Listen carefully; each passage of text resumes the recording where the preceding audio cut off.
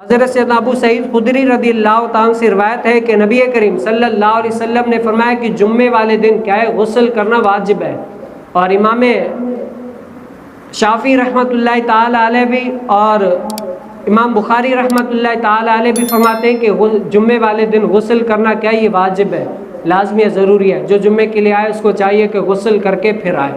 لیکن امام اعظم رحمۃ اللہ تعالیٰ علیہ فرماتے ہیں کہ جمعے والے دن غسل کرنا واجب نہیں ہے بلکہ سنت ہے، اگر کرے گا صحیح ہے، نہیں کرے گا تبھی مسئلہ تو نہیں ہے، واجب نہیں ہے، سنت ہے۔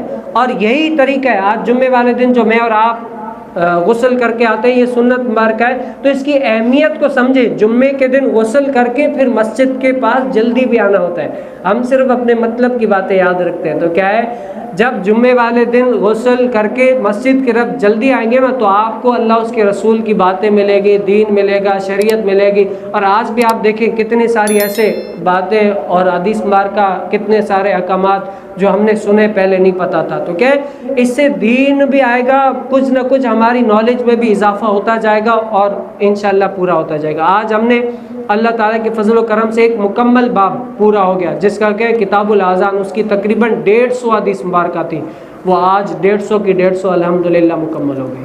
اب اس کے بعد دوسری حدیث مبارکہ کتاب الجمعہ یعنی جمعے کے فضائل کے بارے میں وہ شروع ہوگا۔ جمعے کے فضائل کیا ہیں، جمعے کے مسائل کیا ہیں، انشاءاللہ اگلے جمعے سے وہ سٹارٹ ہو جائے گا۔ تو بات کرنے کا مقصد دیکھیں، جو ٹائم گیا نا وہ چلا گیا۔ اب جن لوگوں نے سنا فائدہ ہوا، جو نہیں تھے وہ کہتے ہیں کوئی قریب رہ کر بھی دور ہے اور کوئی دور رہ کر بھی قریب ہے۔